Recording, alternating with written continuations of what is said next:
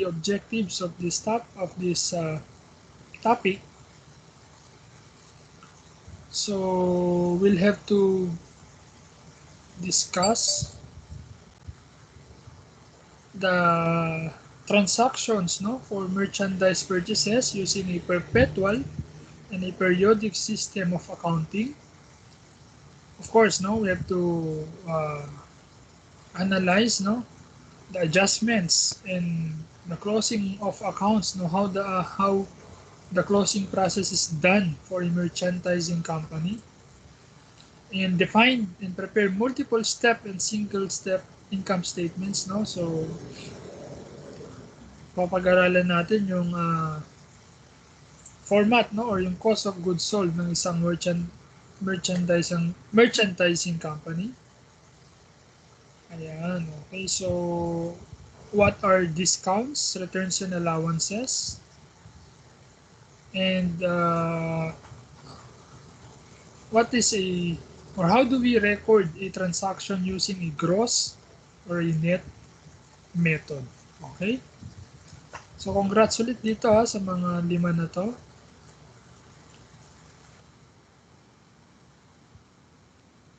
So firstly, no, what is meant by a merchandise, no? Merchandise. So merchandise refers to products also called goods which a company buys to resell. So buy and sell to, tama ba? Bibili ka, tapos ibebenta mo. No, finished product na. Yung binili mo, wala nang most of the time walang enhancement na nangyayari. Pag nabili mo, ready ka nang i-resell to, no? So pag sinabi nating merchandise or merchandiser, it can be wholesaler or retailer, tama ba? Sinasabi natin wholesaler pag ang isang company buy from manufacturers and sell to retailers, no? So yun ang sinasabi nating wholesaler. Pag retailer naman, those that buy from manufacturers or wholesalers and sell to consumers. Okay, so ang katransact ng wholesaler is a retailer, no?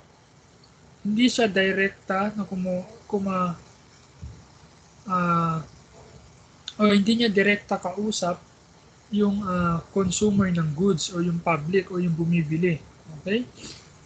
Ang direktang kausap naman, no, ng retailer is yung consumers. Okay? O yung customers nila o yung kliyente nila. Okay? So, yun ang difference ng wholesaler from a retailer, ha?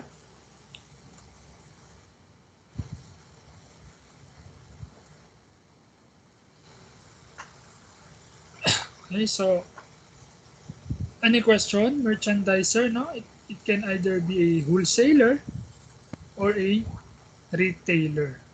Okay, so ayan. So service organizations sell time to earn revenue. Example niyan are accounting firms, auditing firms, law firms. Ayan, okay? So how do we arrive sa net income ng isang service company? How do we compute yung net income ng isang service company?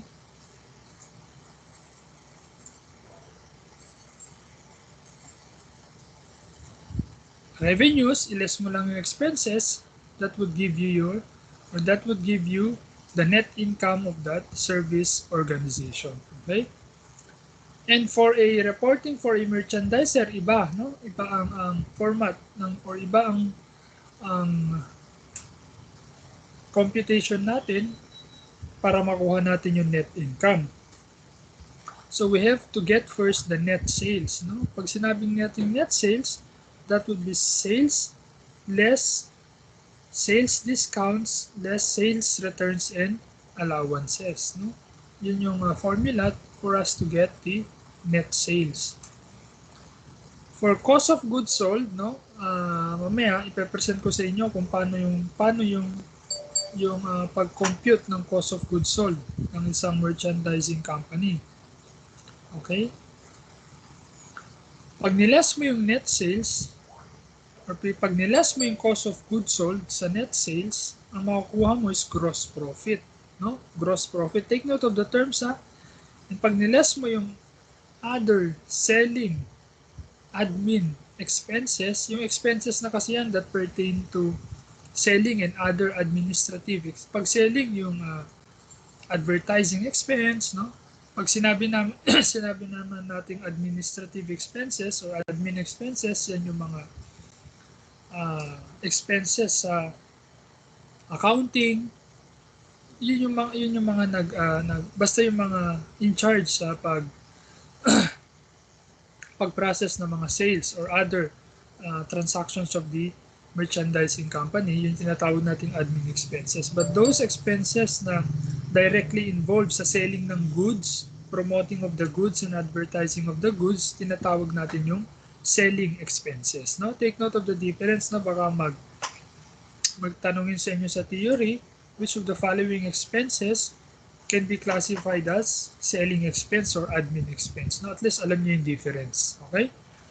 Pag niles mo yung expenses or selling and admin, other admin and general expenses sa gross profit, makukuha mo is net income.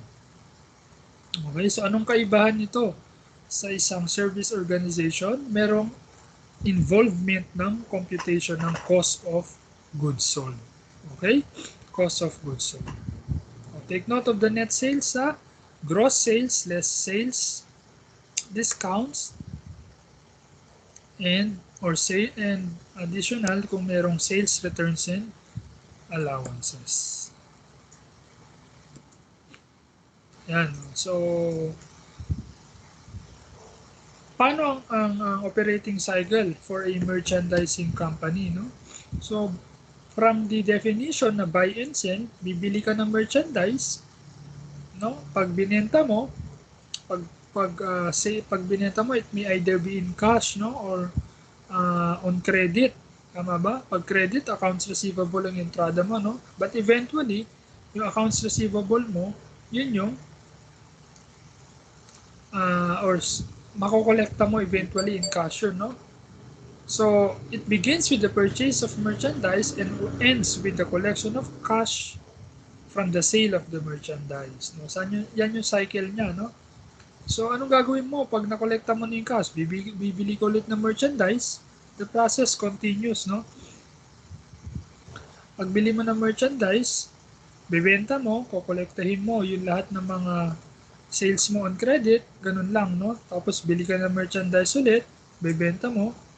Yan. Okay, so,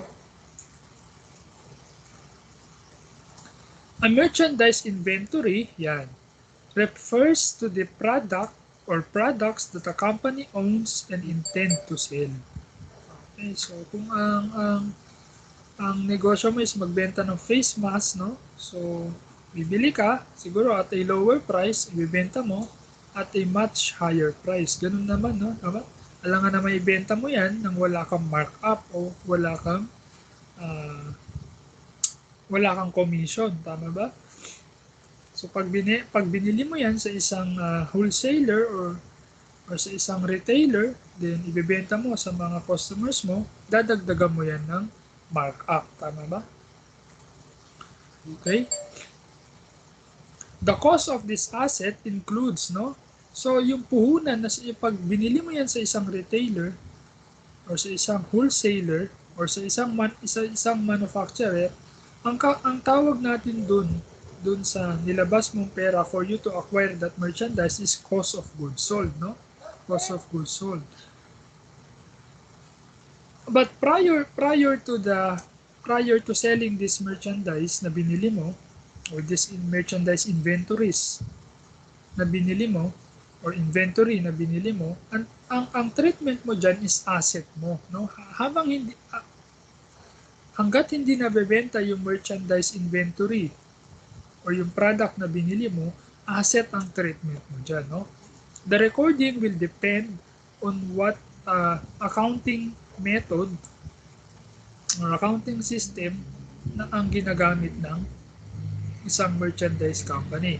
Meron tayong i-discuss mamaya na perpetual or periodic inventory method, no? Depende ang recording kung anong method ang gamit ng isang merchandising company, no?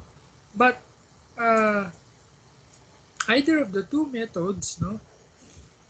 Pag hindi nabenta yung asset na yung inventory na yan, no? It remains the asset of the company, no?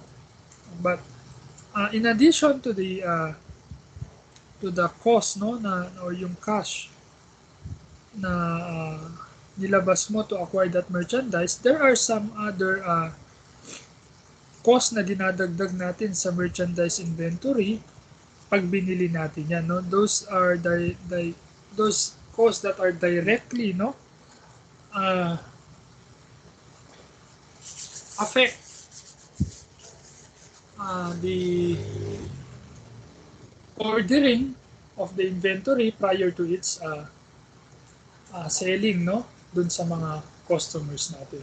Mamaya i-discuss natin. Okay? So the cost of this asset includes cost incurred to buy the goods. Ayan, yung puhunan na o yung cash na pinambayad mo. Yung ship them to the store. Ayan, so halimbawa, nag-order ka ng face shield, no? Pag pinadeliver mo na dun sa store mo, nagbayad ka ng additional 10,000, no? So anong treatment natin dun sa shipping cost, no? Yun yung tinatawag nating other costs, no?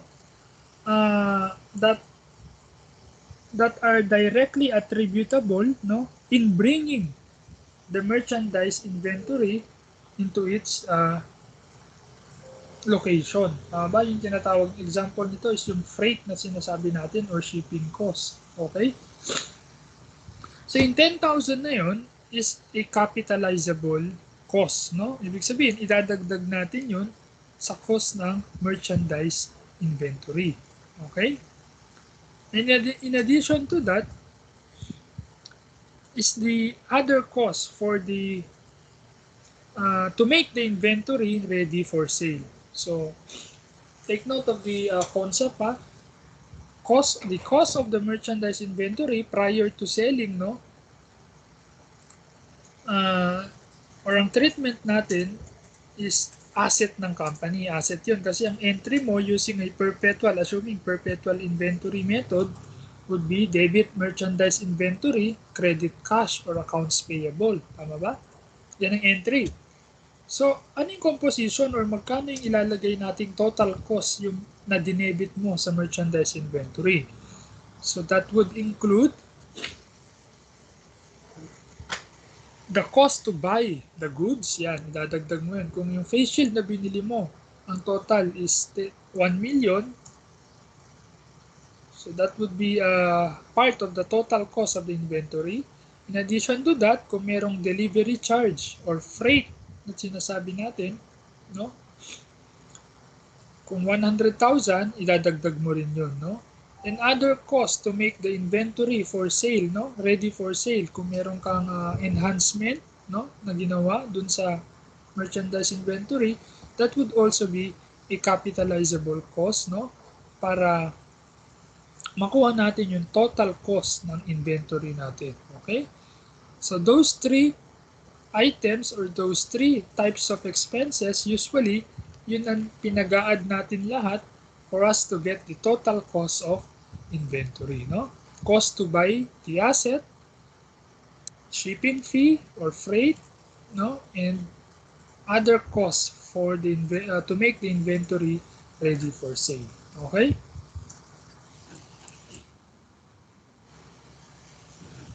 So, inventory system, no? Meron tayong beginning inventory yan. Okay? So, we shall now discuss, no? We shall now discuss on how to get the cost of goods sold ng isang, on how do we compute the cost of goods sold of a merchandising company. Beginning inventory, add mo yung net purchases. Okay? Ang net purchases is purchases less purchase discounts, less purchase returns and allowances. Yan, yun ang formula natin to get the net purchases. Just like the net sales, no? Pag purchases ang pinag-uusapan, that would be gross purchases less purchases or purchase discounts and purchase returns and allowances, no? So magdadagdag tayo ng isang item dito pag pinag-add mo yung beginning inventory plus net purchases plus freight in, yan yung shipping fee na sinasabi natin kanina. Ang tawag natin doon is total goods available for sale, no? If you add those three items, no, ang tawag natin is total goods available for sale. Okay? So, beginning inventory, add mo yung net purchases, add mo yung shipping cost or yung tinatawag nating freight in. Okay? Ang tawag natin doon is total goods available for sale or total merchandise inventory available for sale. No? Pag niless mo yung ending inventory, yun yung tinatawag nating cost of goods sold. Okay? Or pag dineduct mo yung ending inventory from the total goods available for sale, yun yung tinatawag nating cost of goods sold. Okay? Did everyone take the quiz 1 na? Kompleto na ba lahat, no? I'm just informing, no, na meron tayong quiz or nagbigay na ako ng quiz 1 last week, and I hope and I'm expecting na everyone have or has already submitted their answers, no, and with their corresponding solutions. Okay. Malataas naman yung grade nyo for prelim, no? Hindi ko kasi pwedeng i-upload yung yung buong file kasi magkakaroon ng comparison yan, no? Magkakainggitan, no? So if you wish to know your grade, no, i-direct PM nyo na lang ako. Okay? So I can forward you your grade or show you your grade. So, ito pag Sir, ano yun? Overall grade na po as of now? Yeah, prelim na yun. Prelim na. Oh. Thank you, sir. Isa-isa lang wag naman yung mamaya-maya after ng class magtatanong kayo. Siguro hanggang sir, kuha po ako ng list ng magpapatanong para isahan na lang po. So tapos sige, ganun na lang. Send ko na lang po sa kanila. Ikaw na lang ang mag-administer, no? Aldrich. Apo, sir. Wag mo na lang. Sige po, sir. Kwento sa iba yung grades yung nung iba, no? Pag may nagtanong na hindi sila, do not tell them, na. Okay po, sir. Para hindi magkaroon ng, alam mo na, inggitan. Apo. So, kasi baka pwede mangyari yan pag nakita niyo yung grade niya, ba't si ganito ang taas kumakopya lang sa akin yan, di ba? Parang tatanong lang sa akin yan sa via online, di ba? Pinasend nga yung quiz 1 yan tama? Parang gano'n na mangyayari. Pinasend or sinend ko sa kanya yung quiz 1 ko. Tapos, pinalitan niya lang yung kulay ng Excel, tapos siya pa naka-perfect, tama? Parang gano'n mangyayari dyan, no? So, personal ganun na lang, So, mabalik tayo dito, no? Beginning inventory, add mo yung net purchases, no? Alam niyo na kung paano gumawa ng net purchases. Gross purchases less discounts and returns and allowances. Okay, pag in-add mo pa yung freight in, ang freight in kasi is a capitalizable cost, no? Or capitalizable shipping cost. Freight in. Pag freight out, yun naman yung mga cost na ini-incur natin pag sinil mo na yung goods. Tama ba? Ang freight out is ikaw yung depende sa usapan, no? Kung sino magso-shoulder, si seller ba or si buyer. But generally, no, the rule is ang freight out is an outright expense, no? Pag na-incur mo yung freight out na sinasabi or the cost incurred, no, to ship the goods, no, uh, from seller to buyer, no, yung tinatawag natin freight out, no. So generally, ang freight out is uh, ang treatment natin is outright expense, no? Hindi siya capitalizable unlike ng freight in, okay? So pag in-add mo yung tatlo na yun, we get total merchandise inventory available for sale or total goods available for sale. And if you deduct ending inventory from TIGAS or total goods available for sale, then we get good sold. Okay? So now, do you have questions with that?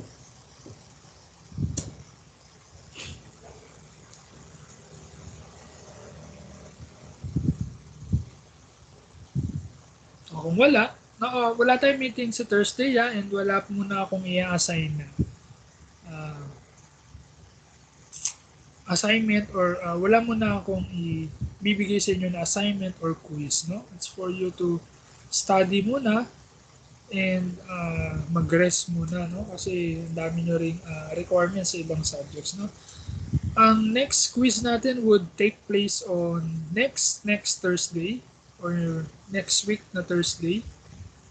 And tutuloy lang natin sa Monday itong discussion natin sa merchandise inventory. Okay? So next natin is the inventory system, no? So sinabi natin kanina, no, there are two methods, no, that a merchandising company can use, no, para i-analyze and i-record yung lahat ng mga inventory transactions niya, no? So specifically, no, these methods are perpetual and periodic system. Okay? Pag perpetual, no, we define it as ina-update niya yung accounting system or accounting records for each purchase and sale of merchandise. So, ibig sabihin, pag bumili ka ng inventory, ang entry mo is debit merchandise inventory, credit, cash, or accounts payable. Okay? Pag nag-sell ka naman ng goods, okay, nag-sell ka ng goods, i-record mo immediately yung sale of the merchandise inventory, no? So, ang entry mo is, siyempre, dun sa sale would be debit cash or accounts receivable, credit sales. Tama ba? Okay? In addition to that, i-record mo rin yung cost of goods sold, no? Yung puhunan or yung cost ng binenta mong goods, no? Ang entry doon is, lagi to for every time na may purchase, for every time na may sale ng inventory, laging i-record mo agad yung transaction. Okay? So, ang entry naman, pag na-recognize mo yung cost of goods sold or yung cost of sales would be debit cost of sales or cost of goods sold, credit merchandise inventory. No? So, yung mga entries na yun are applicable for every time na merong purchase and sale of merchandise under the perpetual inventory method. No? Take note pag bumili tayo, debit merchandise inventory, credit, cash, or accounts payable. Pag nag-sale or pag nag-sell ng inventory, there are two entries na kailangan mong i-analyze and or i-record. No? Una muna is yung sales. Anong entry pag sale? Debit cash or accounts receivable, credit sales. Tama? So in addition to that, kailangan mo i-recognize yung cost of goods sold. No? Ang entry is debit, cost of sales or cost of goods sold, credit, merchandise inventory.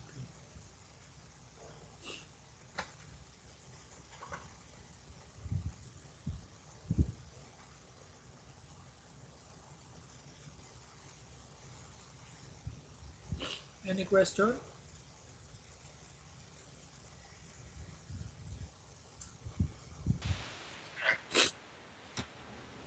Sir? Yes. Sir, pag na-record po ba yung cost of goods sold, kasama po yun doon sa transaction o magkahiwalay po? Kasama. Kasama po. Ah. Sige po, sir. Thank Hindi, you po. what do you mean na magkahiwalay yung entry? Opo. Much better kung ganun sana. Much better sana kung sorry no, I misunderstood your question. Mas maganda sana kung isa-separate mo yung entry for the cost of sales. Okay? Okay po, sir. Para hindi magulo. Okay po. Thank you po. Okay. So, pero James, na-discuss ba sa inyo to during your senior years sa ABM? Yes po, sir. Grade 12 Alin? po. Magdadagdag lang tayo ng siguro or i-discuss ko lang sa inyo yung mga ibang principles pa or concepts pa na siguro hindi na take up ng maestra nyo, okay? O ng teacher nyo or professor nyo. So under periodic inventory system naman, saglit lang replyan ko lang.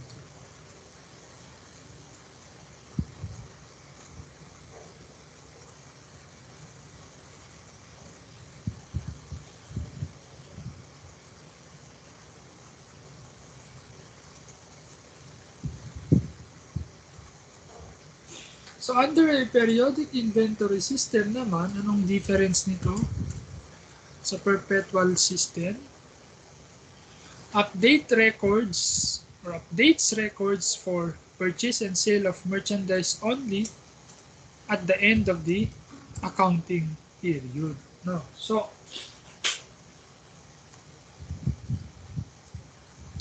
ang unang although may difference dito kasi malaki ang difference pala nito sa perpetual inventory system kasi sa entry pa lang, every time na nagpo-purchase ka ng inventory, ang entry mo is debit purchases, no? Credit cash or accounts payable. Unlike sa perpetual inventory, ang dinedebit mo is merchandise inventory or inventory, no? And pag nag-sale naman, no, nag-sale, isang entry lang, tama? Debit, cash or accounts receivable, credit sales, no? Pertaining to the cost of sales, i-entryhan mo lang siya at the end of the accounting period. Unlike sa perpetual inventory method, no? Every time na may transaction na sale, nire-record natin immediately yung cost of sales, tama? But under a periodic system of recording inventory, no? Ang cost of sales is nire-record lang natin, no? At the end of the accounting period, no? So we'll have a illustration mamaya para mas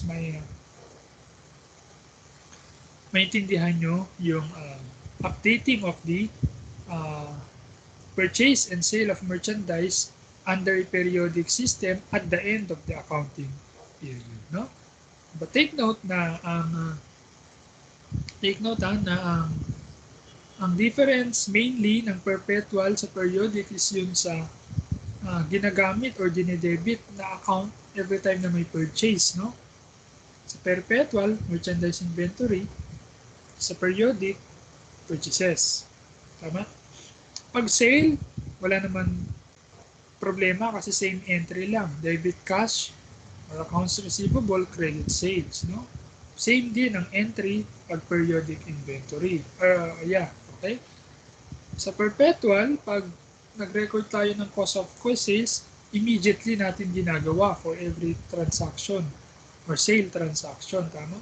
Debit, cost of sales, credit, merchandise inventory. Pero sa periodic system, no, ginagawa lang natin at the end of the accounting period, no? So we'll have a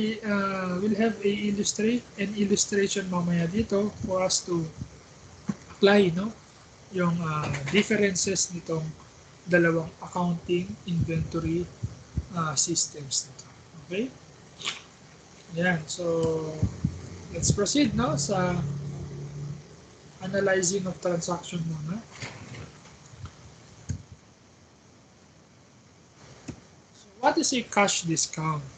Okay, so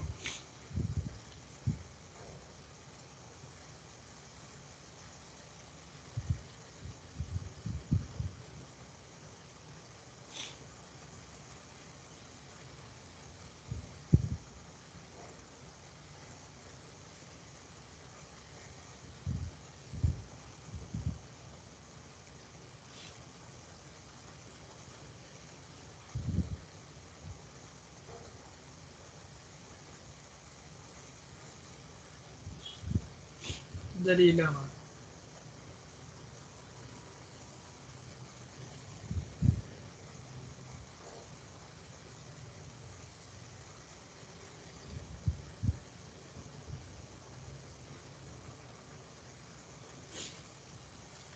Okay, so what is a cash discount? No?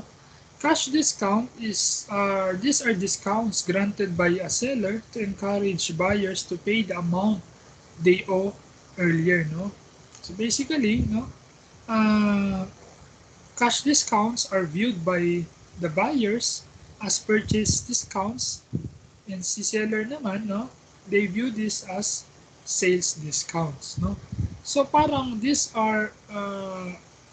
can be defined or this can be interpreted as incentive, no, that the seller, no, offers, or that the seller offers to a buyer in return for paying a bill before the scheduled due date. No? Pag binayaran mo to within this period of time, no, makakakuha ka ng discount. So we call that discount as cash discount. Okay? Merong difference ang cash discount sa trade discount. Siguro at the end of this, o kung hindi natin madadaanan, at the end of this presentation, we'll discuss about trade discount. No? Trade discount is a discount offered by the seller, no,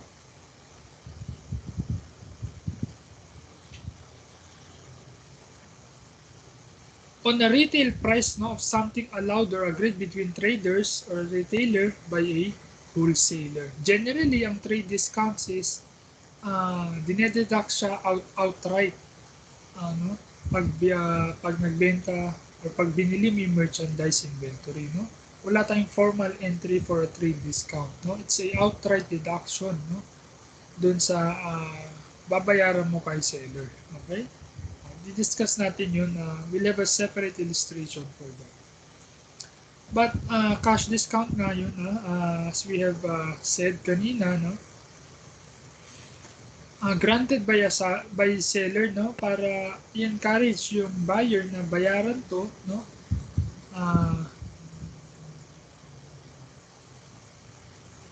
bayaran yung utang nila, okay? Para makatipid, no, si buyer, no, he should pay within this period of time allowed by the seller, yung base agreement nila. Okay, so anong entry, no? Pag nag-purchase ka without cash discount.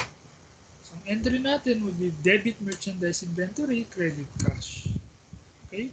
So anong perpetual method? Anong inventory method ang ginamit dito? Given na ganyan ng entry, it's perpetual inventory system. Perpetual inventory method. Okay?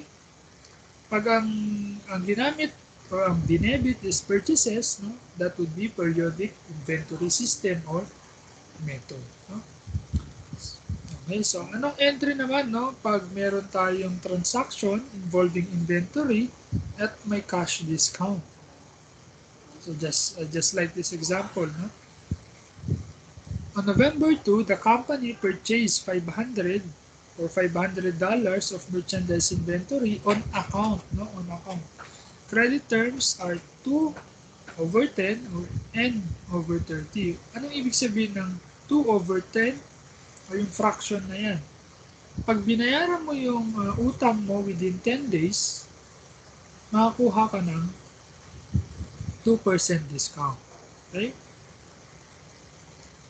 At pag binayaran mo siya within 30 days, no, wala kang discount na makukuha, N/30. No?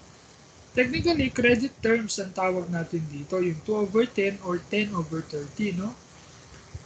This is used, or these terms are used, no, to describe cash discounts offered to purchases or purchase to the buyers by the seller for payment within a specified period of time called discount period. Okay? So,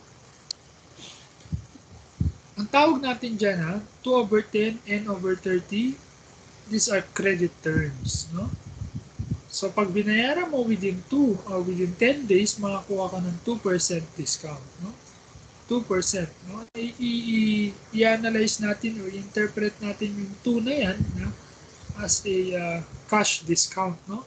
If you pay within a period of time na 10 days, you will get a 2% discount. Pag over 30 days, no? Wala ka ng discount, no? So what is the entry, no? Upon buying the item on November 2, kasi November 2 is the transaction date, tama? So if you pay, no, magbilang ka ng 10 days, no? Paano magbilang? So mag-add ka ng 10 days. 3, 4, 5, 6, 7, 8, 9, 10, 11, 12. No? So that would be November 12, no? If you pay sa November 12, makakuha ka ng 2% discount. Okay? So but upon buying the item on November 2, ang entry mo would be debit merchandise inventory, credit accounts payable. Okay? So that is the discount percent, yung 2. The number of discount or the number of days the discount is available. Otherwise, pag finorgo mo yung 10 days na yun, no, which is the discount period, wala kang discount na makukuha, no? Okay, so the credit period is 30 days lang. Okay, 30 days. Pag hindi ka nagbayad over 30 days, no, or within 30 days, makasabi na yung or masasabi na nating or ang treatment dyan sa utang mo is overdue na, no? Overdue, no? So you have only 30 days to pay your accounts payable kay seller, no? If you did not pay within 30 days, no, or within the credit period, overdue na yung liability mo or yung accounts payable. Okay?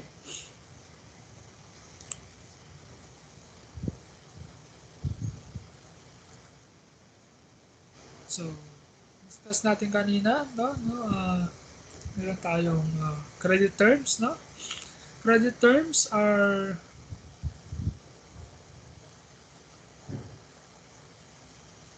used to describe cash discounts offered by seller to the buyer, no?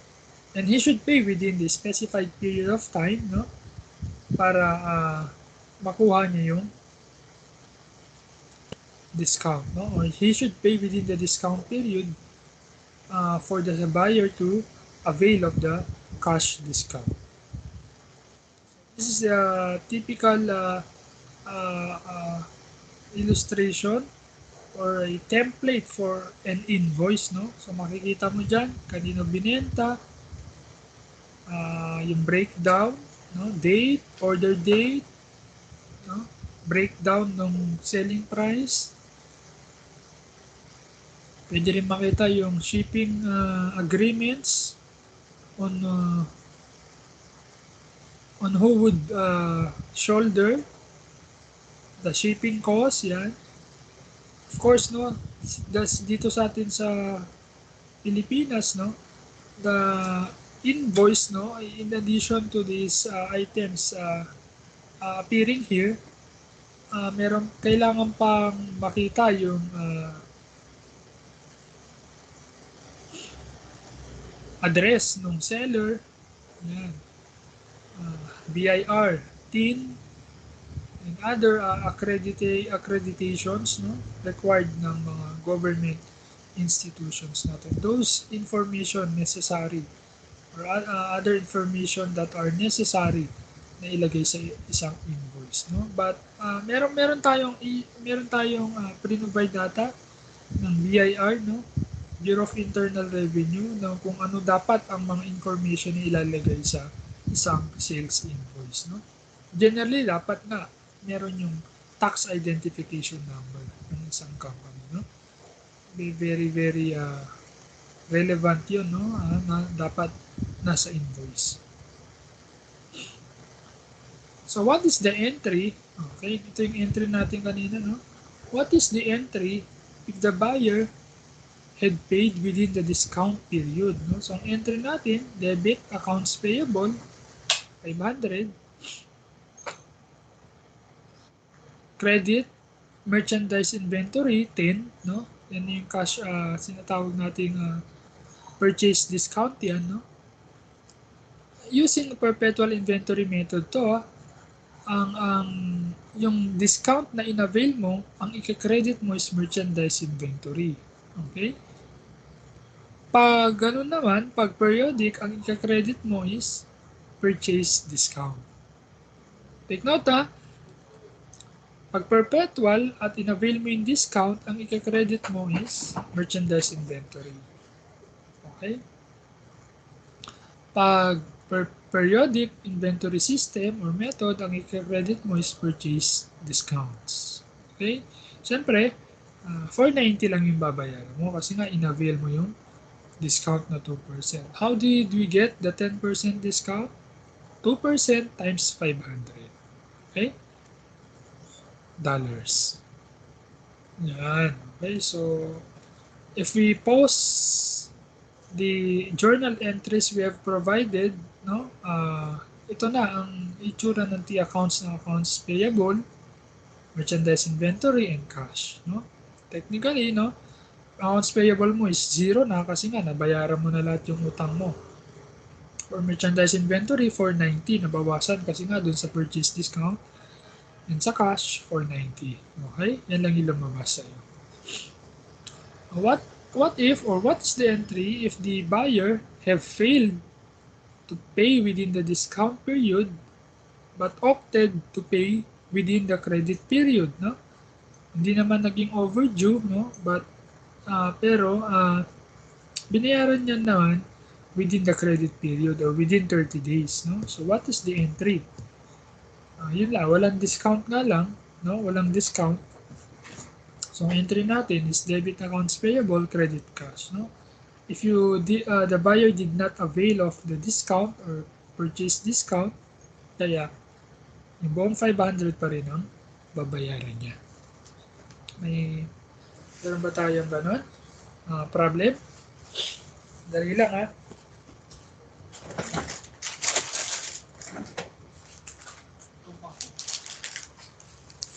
Meron bang problem?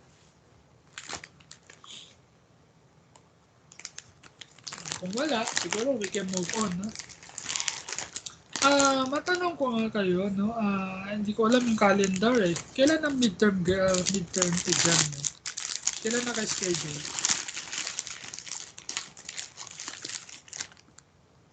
Kailan naka-schedule yung midterm exam? Yung iba, sir, tapos na.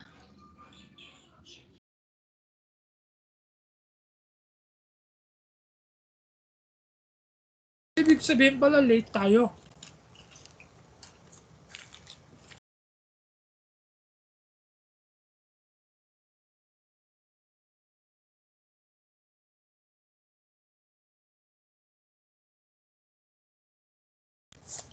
Wait lang ha, titignan ko ha. Sige, sir.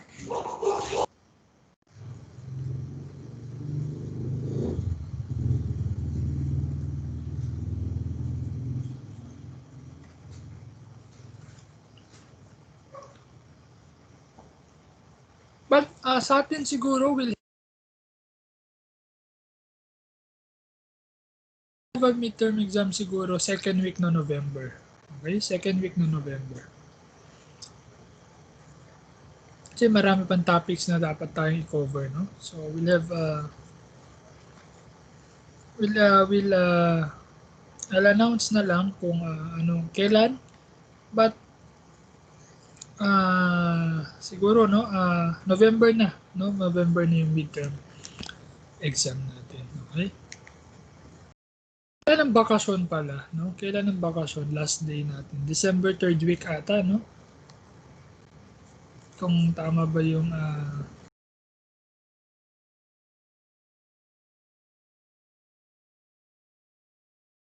dapat naka-compute na ng grades, ng final grades, and mag-start na kami mag-encode. But anyways, no? Magdi-discuss tayo or mag-midterm exam tayo. Magdi-discuss muna, mag-midterm exam tayo by second week of November. Okay? Okay lang ba sa inyo yun? Or you want to have it, kasi ang first week ng November is parang holiday tama ba?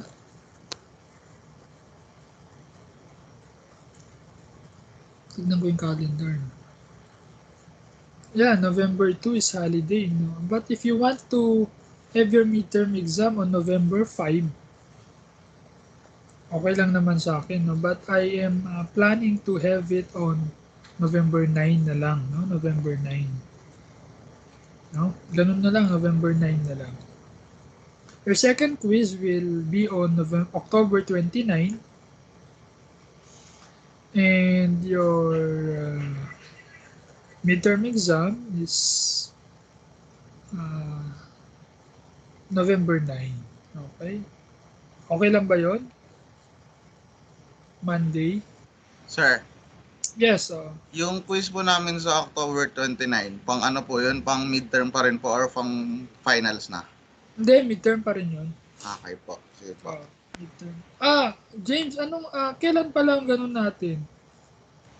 Titignan ko na lang yung schedule natin, no? Tignan ko na lang, no? Sige po. Pero kailan ang anong nare-remember mong last day natin? Last day sa accounting po, sir? Ngayong SEM. December 14 ba, ganun? Opo ata, sir. Gawa ko nung pagkatapos, ano na po yun, finals week na po yun. Yung Okay. Yung third week na yun, no? Opo. Sige, tignan ko na lang, no? Pero marami pa naman tayong time, no? To finish the remaining topics, no? So, let's continue, no? Purchase returns and allowances naman. Purchase return, ano ibig sabihin ng purchase return, no? Merchandise return by purchaser to the supplier, no? So, pag nagsauli ka, assuming tayo yung buyer ng merchandise inventory kasi nakita mong may something or hindi may defect yung goods, no? You can return it to the seller, no? Depende sa agreement nyo, no? Pag ni-return mo yung goods, we call that yung goods as purchase returns, no? Pag purchase allowance naman, same, no? A price reduction to the buyer for defective or unacceptable merchandise, no? So, pag meron kasing nag-return, no, correspondingly, o pag nag-return ka ng goods kay seller correspondingly, may reduction sa price yan, tama? Itong dalawang accounts na to, or itong dalawang terms na to, usually, no, pinagko-combine natin para every time na may return at every time na mayroong allowance na i-grant sa atin si seller, isang account lang ang dinedebit natin, no? So every time na mayroong under a perpetual inventory method, no? Ang entry natin, no, for us to recognize this purchase returns and allowances would be debit accounts payable, no? Credit merchandise inventory, no? Mababawasan yung inventory mo. Under a periodic inventory method, no? Debit accounts payable, credit purchase returns and allowances, no? So mamaya i-take natin yan, okay? Pag napunta tayo dun sa problem. Okay? But take note of the terms muna, no? Kung anong ibig sabihin ng return, anong ibig sabihin ng allowances. Ayan, so this is the Basic example, no? On November 5, perpetual inventory method to, Zmart issues a 30 debit memorandum for an allowance from Trex for defective merchandise. So, anong entry? Debit accounts payable, credit merchandise inventory under a perpetual inventory method. Basta, pag perpetual ang inventory method mo, pag bumili ka ng inventory, merchandise inventory lagi ang debit. Pag merong cost of sales, ang credit lagi is merchandise inventory. Pag merong mga defective goods, ang credit lagi is merchandise inventory. So, example, no? Zmart, basahin niyo yung problem mo na.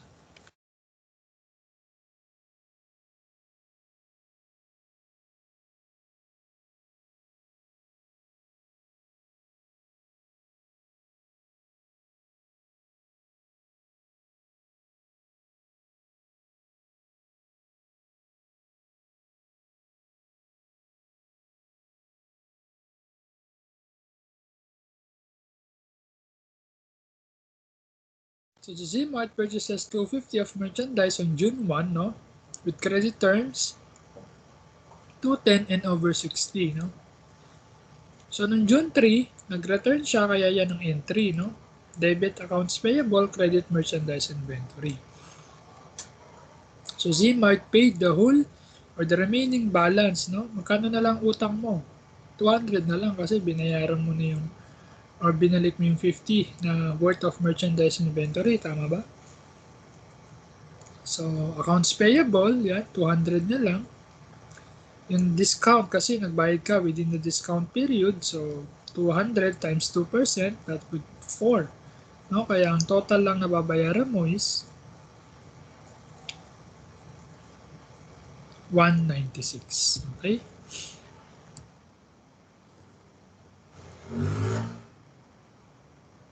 Meron ba do you have any questions pertaining to the returns and allowances? No? Basic lang, no? Pag periodic, no? Ang sa June 1 mo is debit purchases to, no? Sa June 3, ang credit mo is purchase, returns, and allowances. No? Tama ba? Sir, Yes. may tanong lang po ako sa discount. Yes, so Paano po kapag, for example, dun sa 5th day, binayaran niya lang po is kalahati, tapos dun sa 10th day niya na po binayaran yung remaining? Saan po ilalagay dun yung discount? discount kasi hindi pwedeng installment, no? Although within the discount period, generally hindi pwedeng installment 'yan. If you will pay, no, you will pay the whole amount, no, on or before the end of the discount period. But kung ganun ang agreement, no, generally sa problem ganun na nag-a-apply eh. But kung ganun ang agreement ni buyer and seller na pwedeng bayaran mo in equal two installment, no, dalawang installment, equal amount, proportionately i-deduct mo yung discount for every payment made. Okay, ganun. Thank you po, sir. Ganun na magiging, but generally nga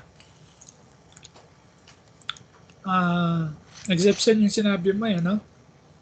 But generally, no, binabayaran ng buong amount yung utang mo, no, within the discount period, no? Hindi siya pwedeng hatiin, no? Depende na lang kung may agreement si buyer and seller, no? And correspondingly, you have to get the proportionate amount of discount that have to be applied kung ganun ang agreement na it can be paid on an installment basis but within the discount period, no? Siyempre, proportionately kukunin mo yung discount, no, for every payment. So, any other question? Marami pa to, no?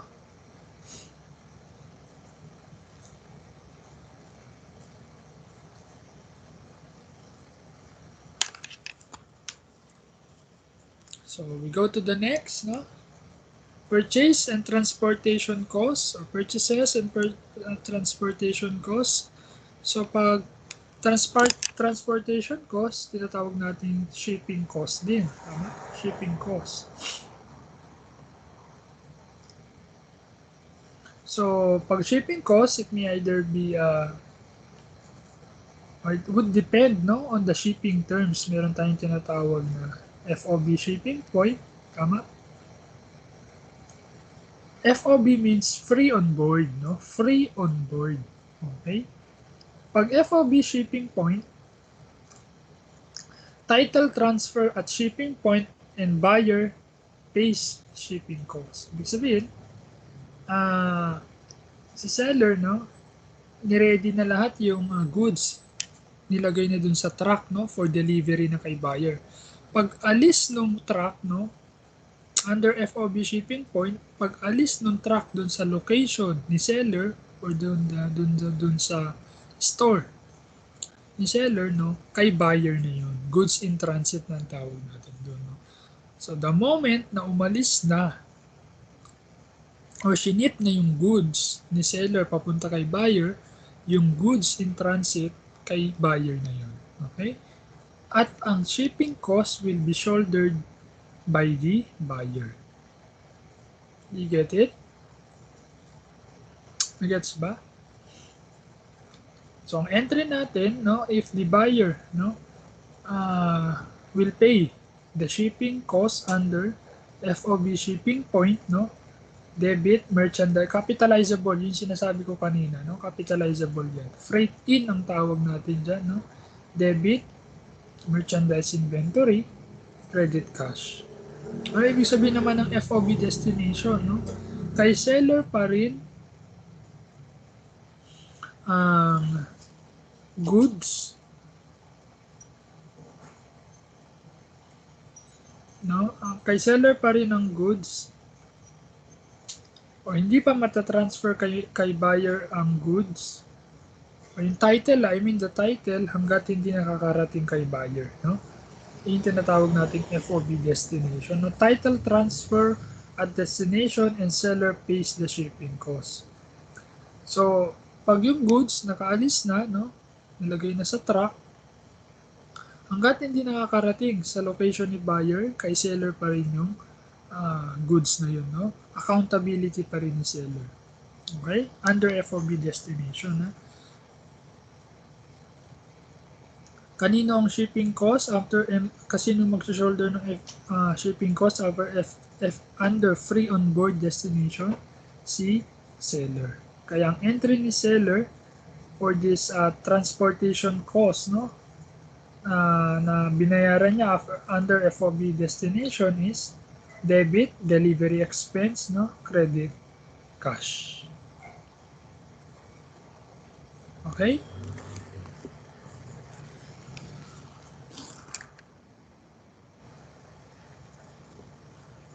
Any question?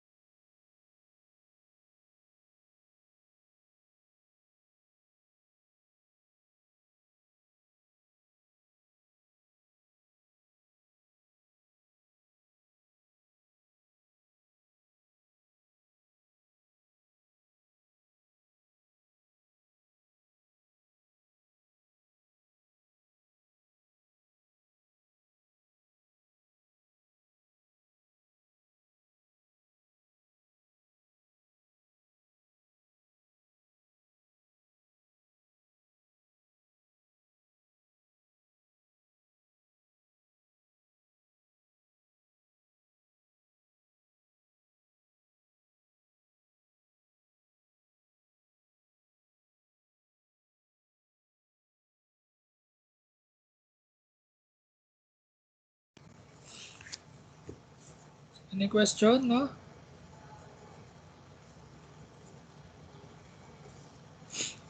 So, example tayo, no? Zmart purchase merchandise on terms of FOB shipping point, no? The transportation charge is $75. So, ang entry natin is debit merchandise inventory, credit cash. Okay? Perpetual inventory method muna tayo ha, para hindi kayo maguluhan. Meron tayong separate discussion for a periodic inventory system.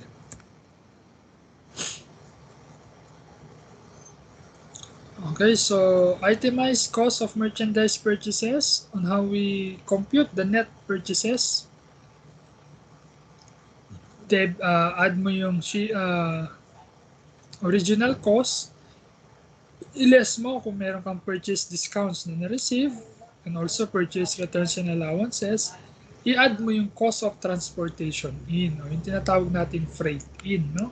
Kung ikaw na buyer, no, ang nag-deliver or ang nag-shoulder ng cost o shipping cost, additional cost yun sa inventory.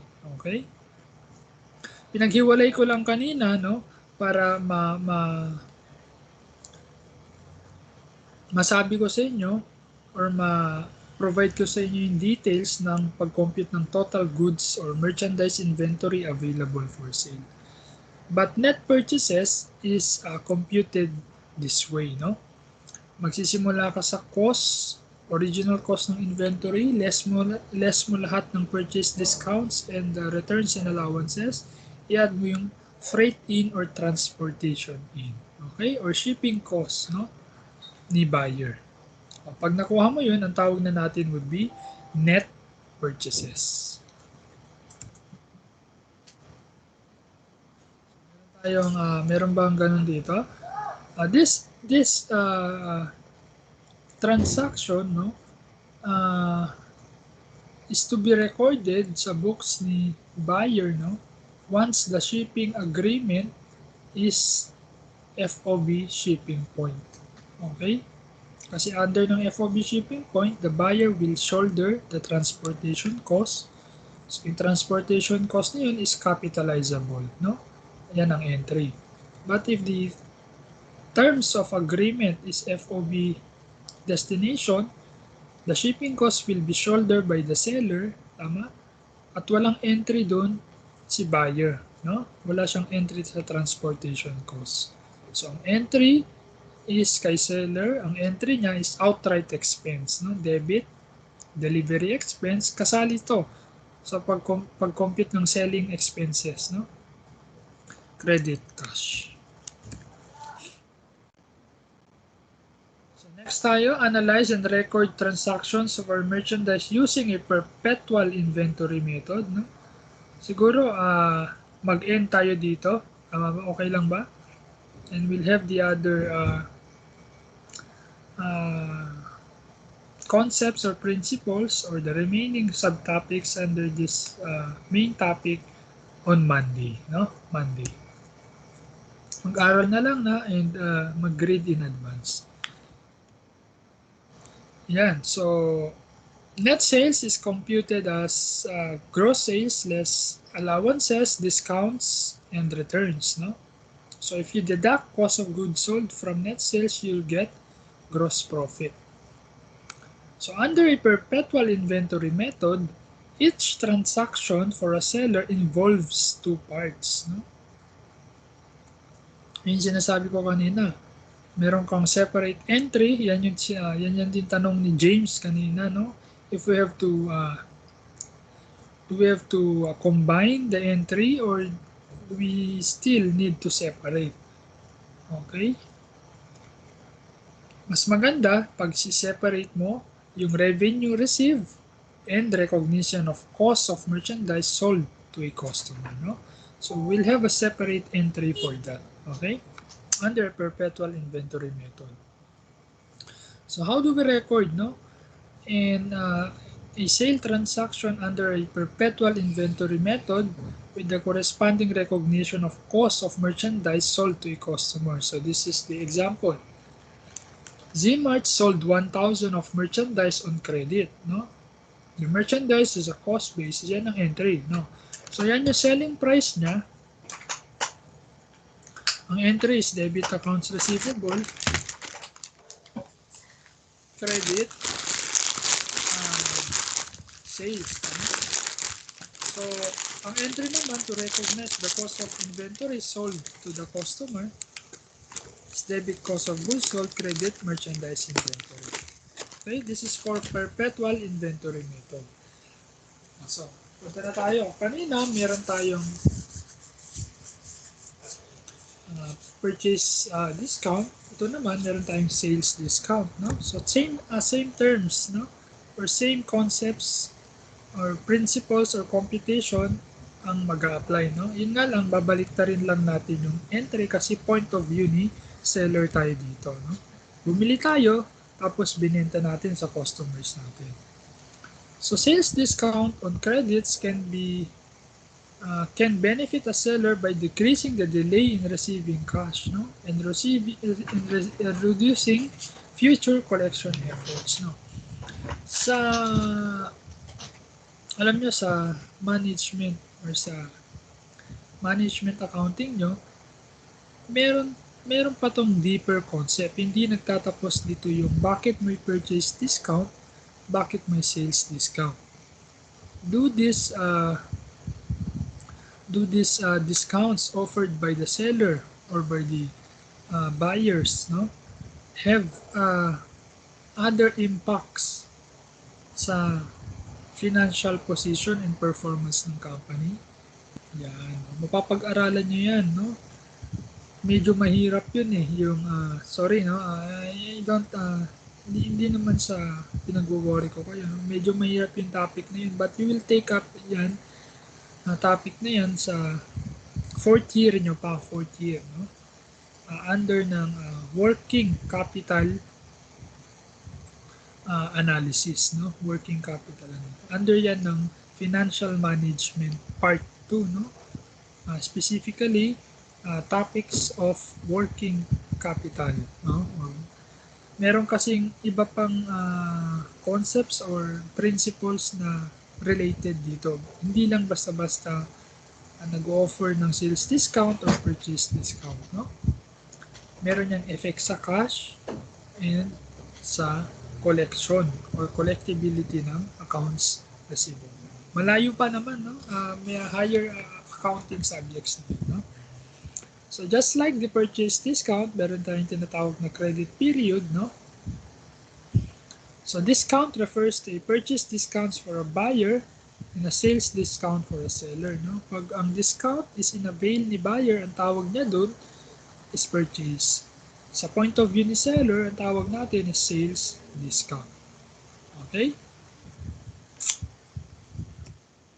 So what if, no, the customer or a customer have paid within the discount period, no? Anong entry? Okay, so yan ang entry, original entry natin, no, noong November 12. O, so the buyer paid within the discount period. Anong entry? Debit cash, no? Kanina, di ba? Point of view ni buyer tayo. Ngayon naman, point of view ni seller. So yan ang entry niya, debit, sales discount, 20. Nakolekta mo ni accounts receivable mo na 100. So saan pupunta ngayon itong sales discount? Sa income statement in the computation of net sales, no? We will have a separate discussion for it, no? But if the buyer pays after discount period, yung buong 1,000 na utang niya sa'yo, no? Hindi siya nagbayad within 10 days, pero nagbayad naman siya within the credit period, no? Makakolekta mo yung buong 1,000. Okay? Do you have any question for this? O, kanina, meron tayong sales returns, purchase returns and allowances. Okay? Under pa rin to ng perpetual inventory, ha? Take note, ha? Yung mga accounts na dinidebit natin and accounts na kinikredit natin. So, sales returns and allowances usually involve dissatisfied customers and the possibility of lost future sales, no? As much as possible, dapat iniiwasan natin to kasi hindi to maganda sa part ni seller o sa point of view ni seller, no? Mainly, kung every time na binibenta mo kay customer mo is defective product, merong kulang, merong hindi in good condition, bumili ka ng iPhone, no? Si seller nagtitinda ng iPhone na basag, mga ganun.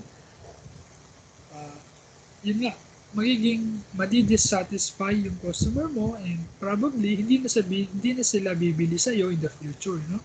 So as much as possible kay seller, this type of situation, no, dapat hindi nangyayari, no? So sales returns, yan, binalik sa iyo na merchandise kasi nga may something or not in good condition yung binenta mong goods, no, or product. Sales allowances, no, reduction, no. Siyempre pag ni-return mo or ni-return sa iyo, may corresponding reduction yun, tama? Mababawasan yung cash na mare-receive mo, no? Mababawasan yung accounts receivable mo. Okay? So what's the entry, no? In the event, no? May na-encounter tayong transaction for sales returns and allowances, no? Customers returns merchandise which is being sold for 15 and cost of 9. So ang entry natin would be syempre binayaran na sa'yo lahat, no, pero meron sa yung binalik, no. So ang entries, debit, sales, returns and allowances, credit, cash, no. So ibabalik mo ngayon, this one is binayaran na lahat sa yung merchandise, tama ba? So at a later date, no, some products have been found defective, no. So anong entry nung binalik sa iyo? Ayan. Okay. So, babalik mo sa kanila ngayon yung puhunan nila, tama ba? O yung binayad nila sa iyo. What if naman, if the return goods are not defective, no? So, ang entry would be debit merchandise inventory. Ibig sabihin, pwede mo pang ibenta. Okay? Binalik lang sa iyo kasi nga, due to some other reasons, no? Binenta sa iyo, no, or binalik sa iyo, but those inventories or merchandise inventory are not defective. So ang entry would be i-add back natin to, no, sa merchandise inventory natin. Debit merchandise inventory, credit, cost of goods sold, no. In addition pa to, in addition pa dito entry natin sa sales returns and allowances, you have to return the cash being paid by your customers, no? So pag yung inventory is hindi naman ganun kalala, no? Hindi defective, ibabalik mo sa merchandise inventory. Okay? But kung ang inventory are found to be defective, no? Ang entry is this one, no? Halimbawa, sa 9 na inventory or cost of inventory, dalawa lang ang proven to be not defective and 7 are found to be defective. So, anong entry dun sa 7? Loss na yun, no? Loss mo na from due to the defective units, no? So, ang entry, no, dun sa dalawa na hindi defective, ibabalik mo ngayon as merchandise inventory mo yun. Okay? Point of view ni seller tayo, may nag-return tayong, or may nag-return sa ating goods na defective. Okay? Dun sa 7 na hindi defective, anong entry? Debit loss. Okay? This loss is other expenses, no? Kasama to sa pag-compute ng net income. Okay? Take note, this loss from the defective merchandise is part in the computation of net income or net loss, no? Loss is an expense, no? Additional expense to. Lugi, parang ganun ang term natin. Ang credit natin is cost of purchasing. Meron tayong problema ba dito? nagbayad na sa'yo yung customer mo ng buo, but at a later date, may mga units that are defective. So these are the entries for possible situations, no, na defective and not defective.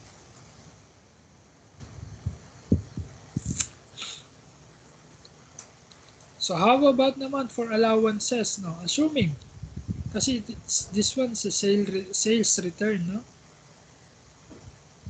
Assume that a $40 of merchandise Z-Mart sold on November 12 is defective, but the buyer decides to keep it because Z-Mart offers a price reduction of 10. So meron tayong tinatawag na sales allowances, reduction in the prices. No? So ang entry natin, debit sales returns and allowances, credit cash. So dito walang nangyaring returns, no? Walang nangyaring actual return, no? Ang ginawa na lang is instead na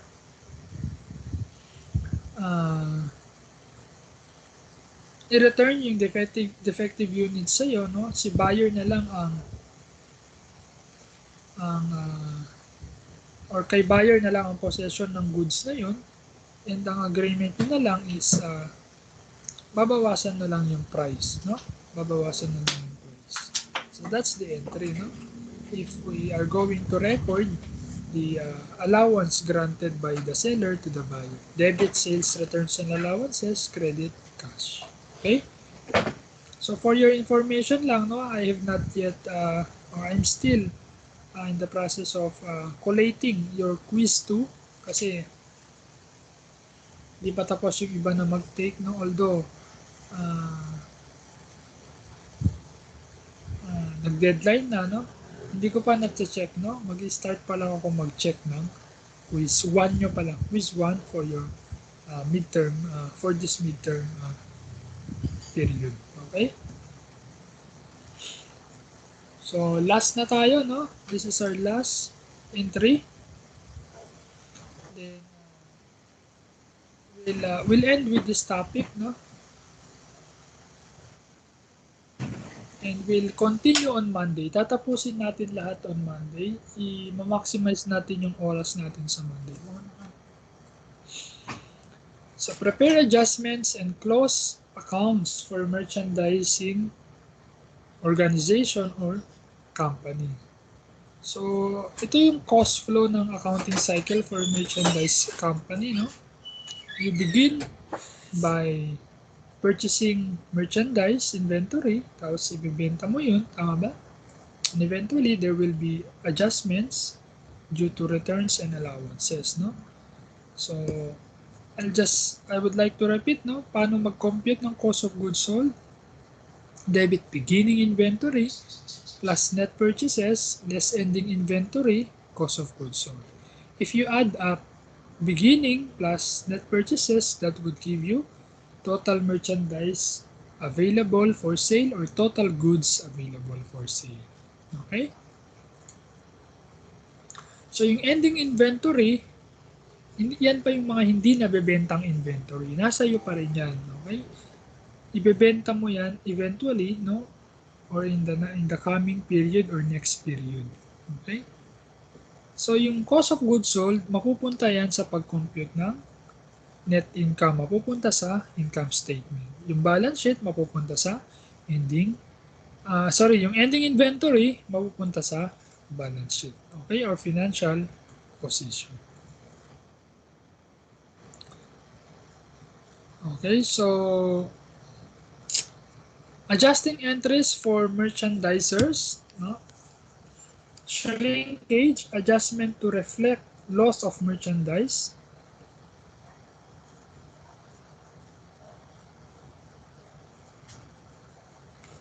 Shrinkage is determined by comparing a physical count of inventories with recorded quantities, no? So ibig sabihin, halimbawa, merong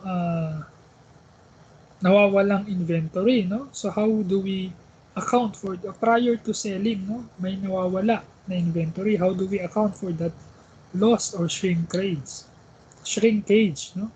So, ang entry natin would be debit cost of goods sold, credit merchandise inventory. In the event lang na may nawawala kang inventory prior to selling. That's the entry for shrinkage.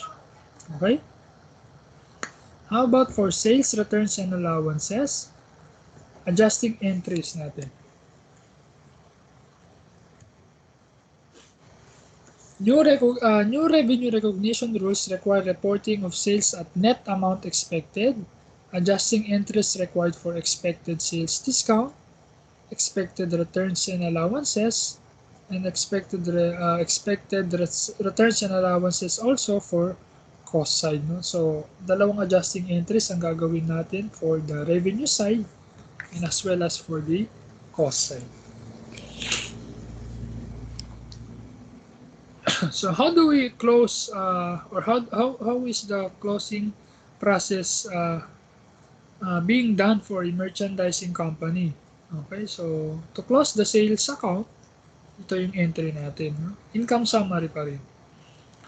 To close all the temporary accounts, no, expense accounts including sales discounts, returns and allowances, costs, and other expenses of similar nature, no, these are the entries. How do we close the income summary account? To close natin sa capital account. Okay? And of course, the withdrawing account, to close natin sa capital account. Okay? So, dito, no, we'll have a separate illustration for this, no? Paano pag ang recording mo is net of discounts na? Paano pag ang return mo, ang recording mo is in-expect mo na magbabayad si buyer within the discount period. Okay? Parang ang nangyari is ni-record mo na in advance yung sales discount, no?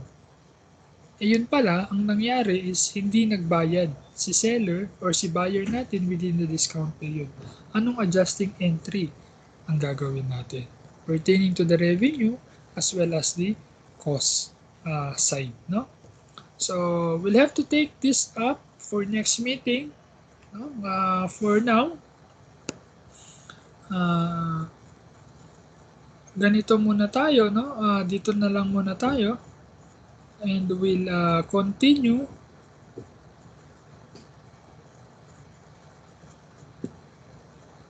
hopefully on Monday, no? So do you have any questions for today's meeting? Review lang naman to kasi you have already taken this up nung senior years na, no? So okay lang ba na Monday will be our next meeting, no? Rest day muna on Thursday. On Monday, October 26, tatapusin natin to. And on October 29, we'll have your second quiz under midterm period. And sa November, itatanong ko muna kay Sir G kung dapat bang first week ng November ang midterm exam or it can be done on second week. Okay? I'll have to update you accordingly once meron na tayong information from the academics. Okay?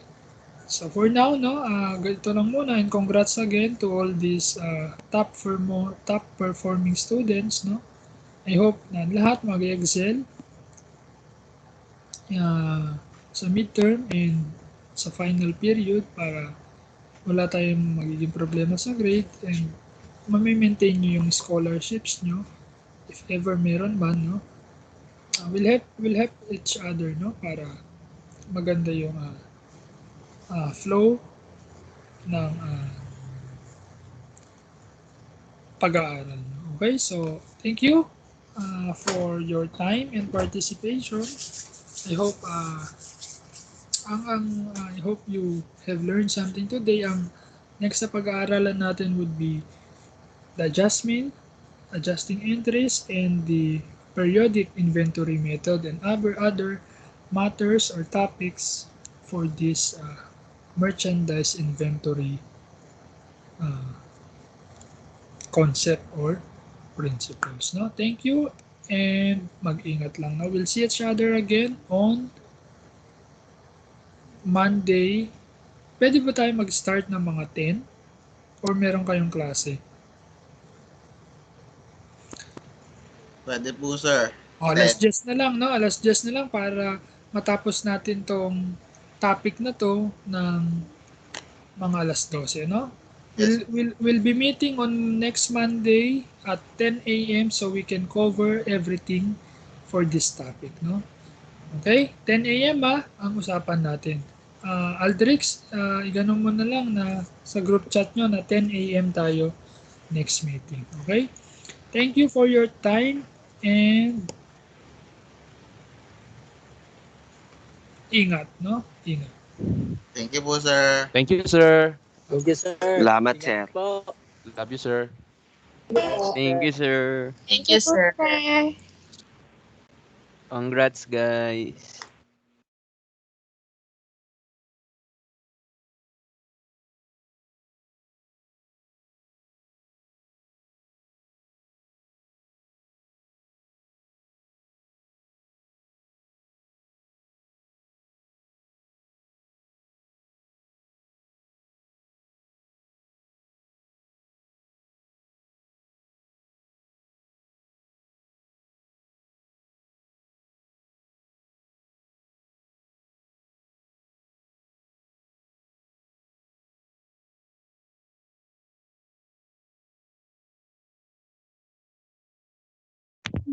Oo.